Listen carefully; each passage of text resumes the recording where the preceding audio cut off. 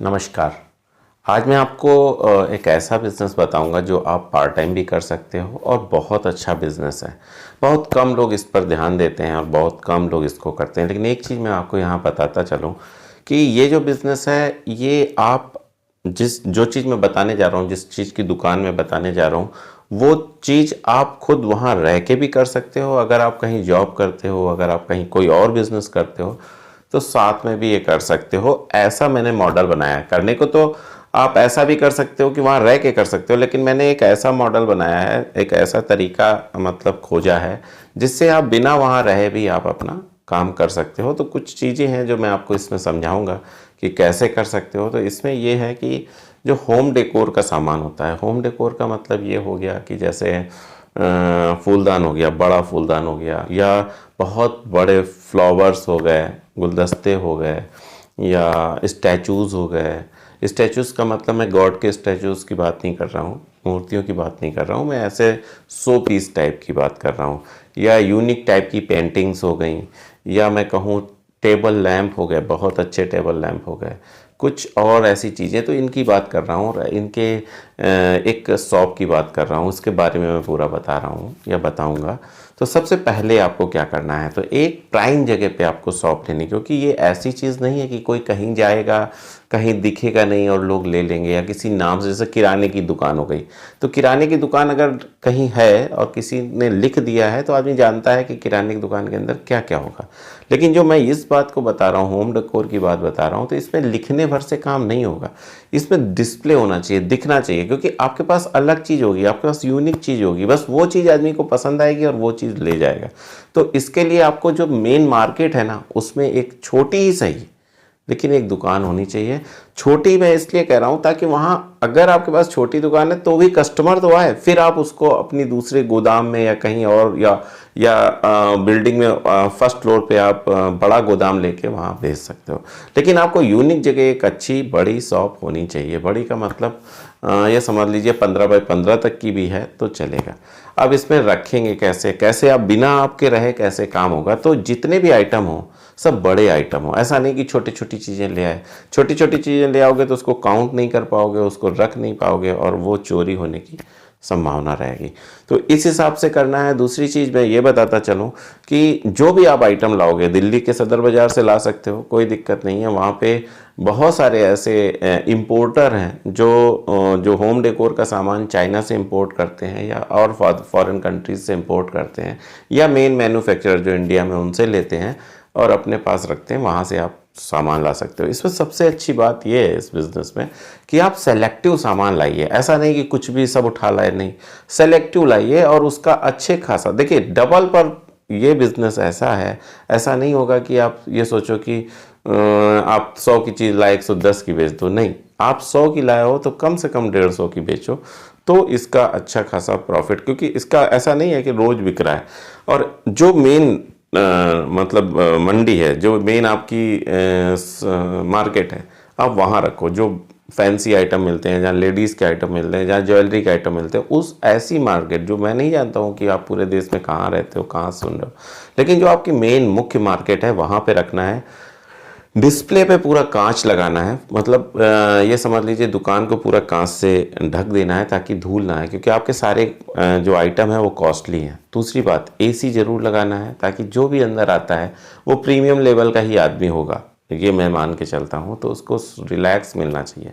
तीसरी बात, जितनी भी चीज़ें हैं नीट एंड क्लीन होनी चाहिए, सुबह ज़रूर उसकी सफाई होनी चाहिए। चौथी बात, उसको बारकोड के थ्रू, बहुत आसान है ये सिस्टम, बारकोड के थ्रू सिस्टम में अपलोड कर दो। मैं आपको इसलिए बता रहा हूँ क्योंकि मैं चाहता हूँ कि आप बिना रहे करो। इसके लिए आप बारकोड के थ्रू उसकी प्राइसिंग अपलोड करके अपने सिस्टम में डाल दो। जब भी कोई माल बिके तो बारकोड के थ्रू वो बिके, तो जितनी भी माल सेल हो रहा है, तो आपकी जो इन्वेंट्री है, जब आप माल रखोगे तो इन्वेंट्री बारकोड के थ्रू इन्वेंट्री आपने कंप्यूटर पे की, और जब माल सेल होता जाएगा तो इन्वेंट्री एक एक करके कम होती जाएगी, तो आपको गिनने में, समझने में आसान रहेगा। एक चीज़ और मैं आपको समझाऊं कि जो भी आपके कर्मचारी होंगे, आप दो भागों में रखिए।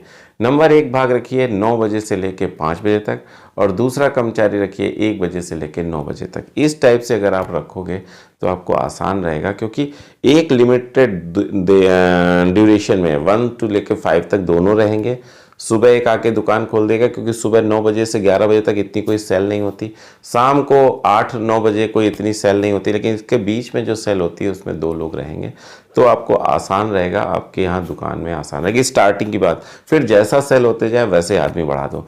4 कैमरे 11,000 रुपए के 4 कैमरे लगते हैं आज की डेट पे, कल क्या होगा और सस्ता ही होगा।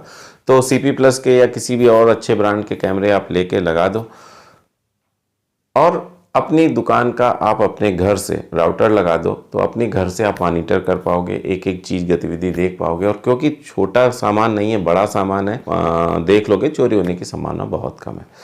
एक चीज़ और, अब एक चीज़ बहुत इंपॉर्टेंट आती है कि सेल्समैन हमारा माल बेचने में इंटरेस्ट क्यों लेगा। जैसे मान लीजिए आपने उसको 8,000 की सैलरी में रख लिया, माना तो 8,000 की आपने सैलरी में रख लिया, तो उसको तो 8,000 मिलने, कस्टमर आया देखा और चला गया, उसको क्या इंटरेस्ट, वो वीडियो गेम खेला माना, लेकिन आपने कैमरे से देख के बोला तो वो चलो वीडियो गेम भी नहीं खेल रहा, बैठा है लेकिन इंटरेस्ट नहीं ले रहा है।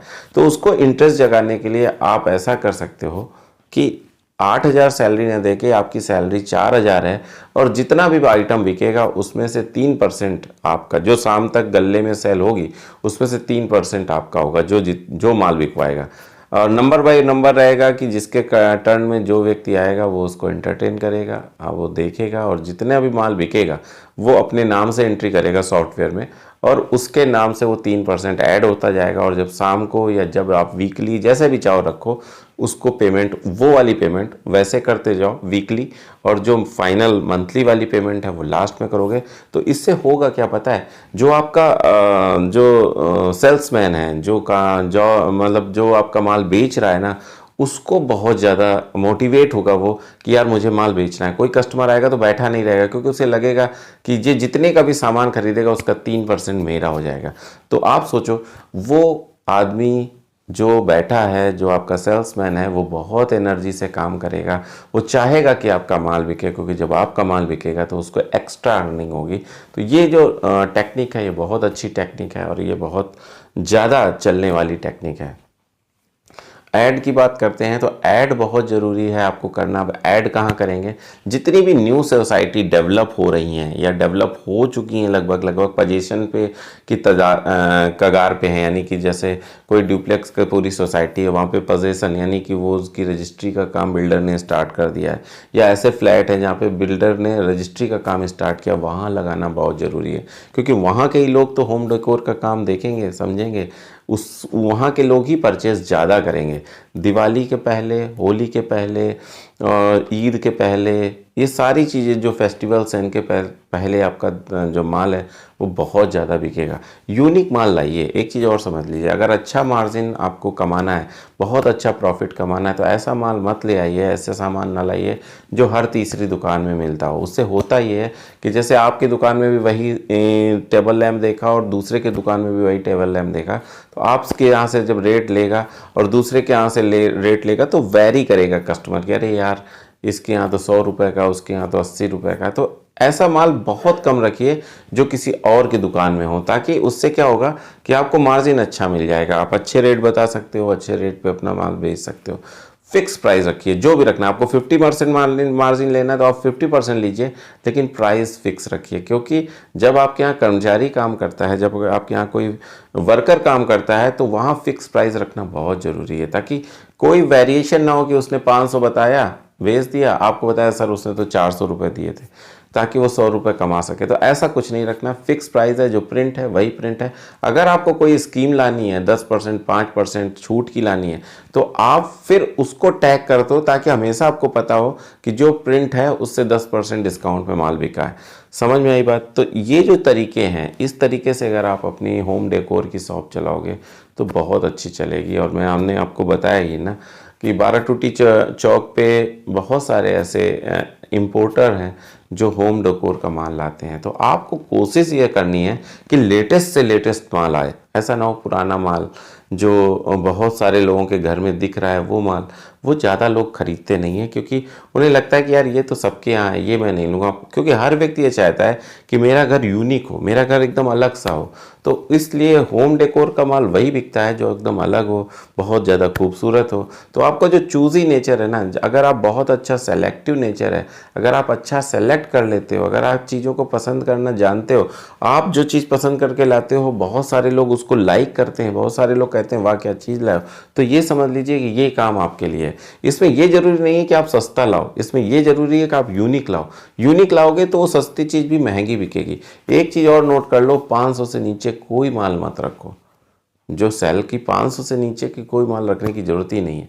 वही माल रखो, 500 से ऊपर रखो, होम डेकोर का सामान रखो, 2 कर्मचारी रखो, शेड्यूल में लगाओ। ये सारी चीज़ें जो होगी वो आपको बहुत लाभ देंगी।